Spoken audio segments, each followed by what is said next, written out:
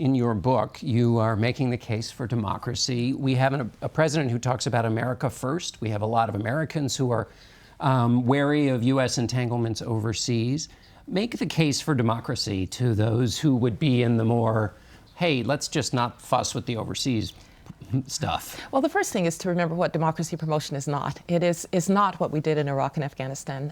Those were security issues that we felt we had to solve. And then we said, once we've overthrown those dictators, we need to give those people a chance toward democracy. But most of democracy promotion is really about supporting those within their countries that want to have the simple freedoms that we have, the right to say what you think, to worship as you please, to be free from the knock of the secret police at night, places like Liberia and Ukraine and other places that are trying to get there. Now, Americans should recognize that of course we're going to defend our interests. But in the long run, our interests are better served when we have democracies that don't hire child soldiers, that don't harbor terrorists as a matter of state policy, that don't traffic in human beings, that don't start wars with one another. The quintessential example of this is that we took a risk after World War II that a democratic Germany would never threaten its neighbors, that democratic Japan would never threaten its neighbors. And now, not only have they not threatened their neighbors, they are firm allies and they are pillars of international stability. Democracy takes time. One of the points that I make in the book is it took us a long time. That first American Constitution counted my ancestors as 3/5 of a man. That first American Constitution didn't provide my father the right to vote in 1952 in Birmingham, Alabama. But I took an oath of allegiance to that same Constitution as a black woman Secretary of State with a Jewish woman Supreme Court Justice swearing me in. Democracy takes time, and we have to be a little bit more patient and a little bit more helpful and speaking out for those who are still trying to get there. Well, let me ask you about that, because President Trump, whether it's Erdogan in Turkey or el-Sisi in Egypt or Putin in Russia, the sound of freedom does not seem to come often in conversations with him. Is there a cost from that? Well, I think it's early in the administration. There's something about the presidency that you recognize over time, the tremendous, not just responsibility, but the weight that it carries.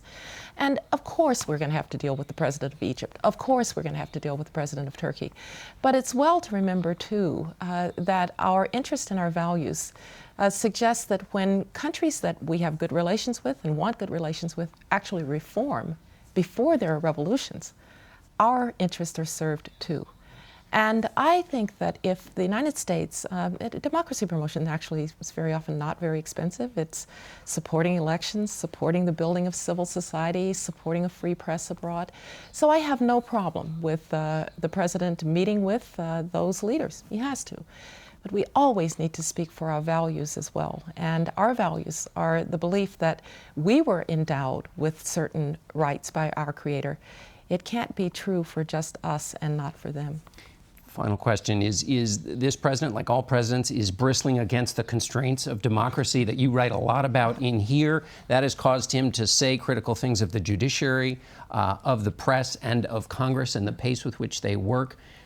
How does that play for other countries that say, you see, you've got a messiness over there, don't come tell us about how to do this? Well, there's no doubt that presidents get to be president and then they realize that the founding fathers put all kinds of constraints on the presidency, a Congress, courts, civil society, a press, not to mention Americans who are kind of ungovernable anyway.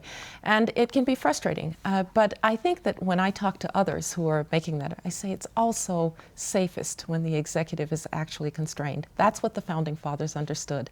They also understood that democracies are not perfect.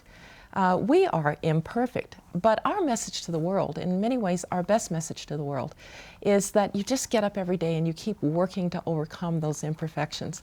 And when you do that, you get a chance to enjoy these amazing liberties. And so I'm very grateful to the founding fathers for having given us these institutions. I hope we can encourage others to have the same. All right, Secretary Rice, thank you so much for being with us. Thank you. And we'll be back with our political panel.